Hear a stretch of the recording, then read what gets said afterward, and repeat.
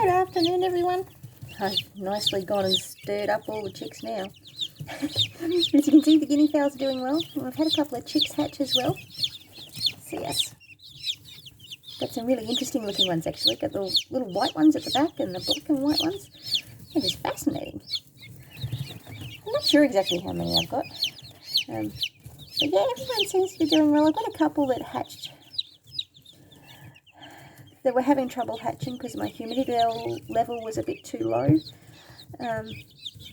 So yeah, I helped a couple of them. So the little guy in the corner's not doing quite so well because he's just not as strong as the others. And I've got one other one that's not doing so well either. But these little ones are doing well. And this one's a cutie. The little black and white ones are adorable. Although it's a bit hard for you to see them. Oh, aren't they cute? I'm looking forward to seeing what they look like as adults. So they're from the leghorn hens and the Australorp rooster. Plus a couple of guinea fowls in there. Yes. But I better leave these little guys in peace and we'll go on to the next updatey bit.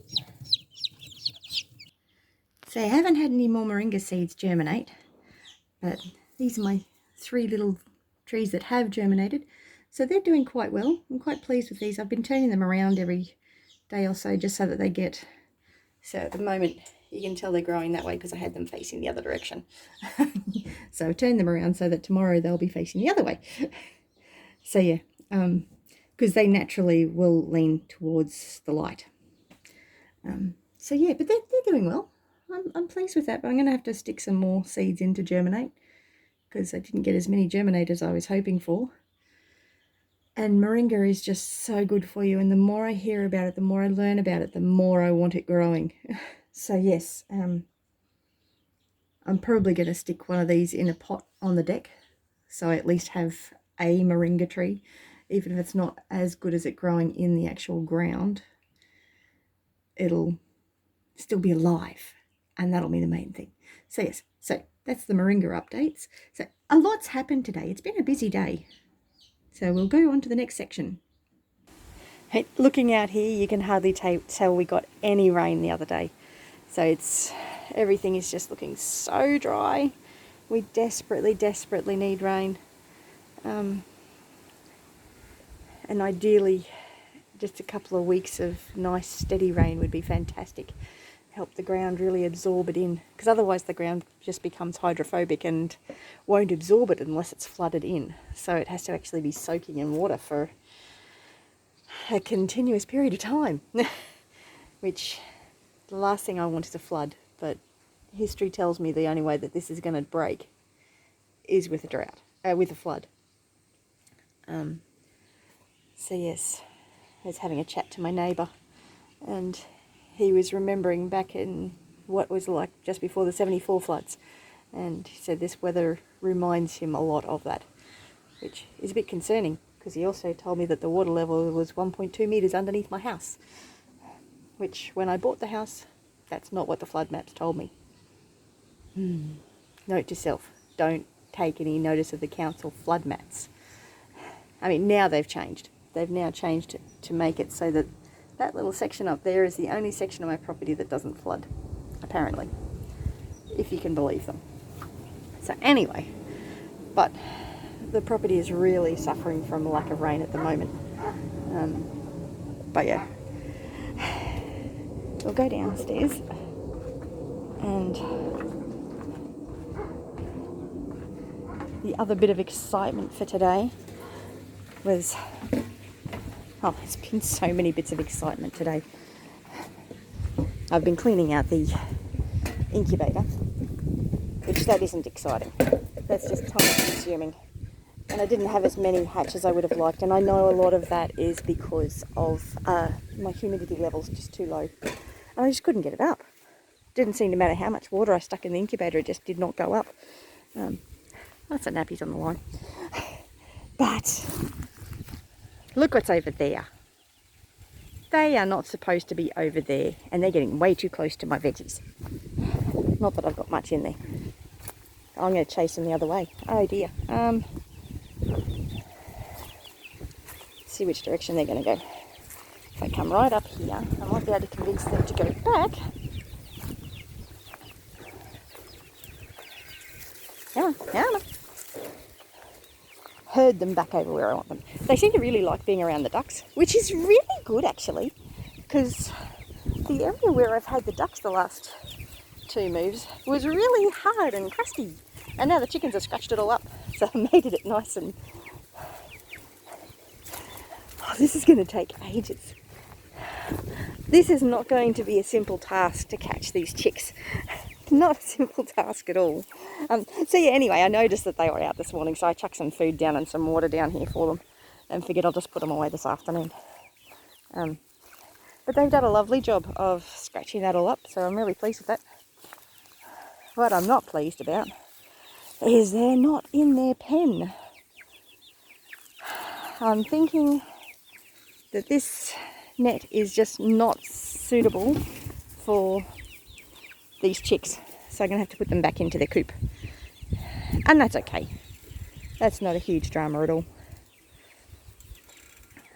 So I mean the biggest issue is having the bigger chicks out of their pen, because it was just too small for them, and none of them have gotten out, so I'm really pleased about that.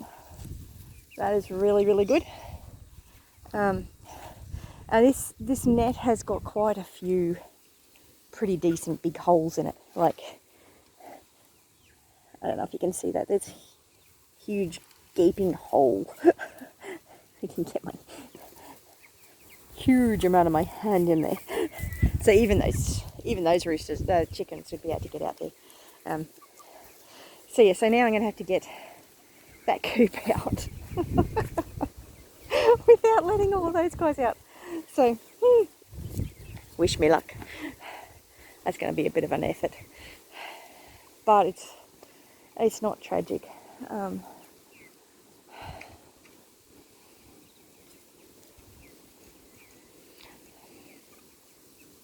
Yeah, I'm a bit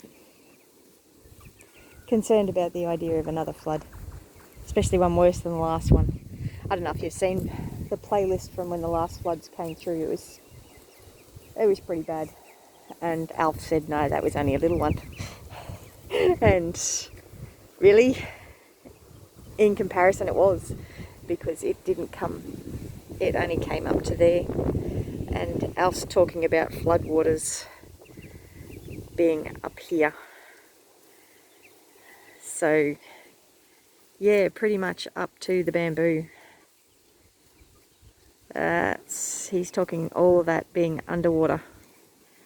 I mean, it'll be above that IBC even.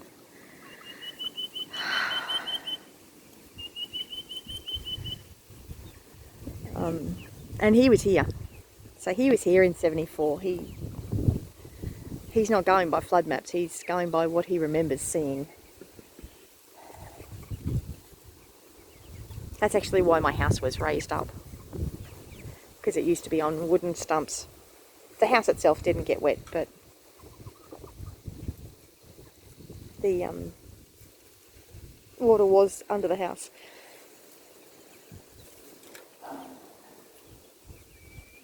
Not super excited about this, as you may have guessed.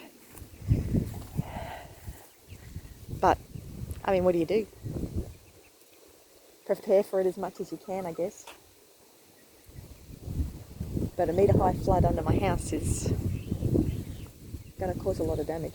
A lot of damage.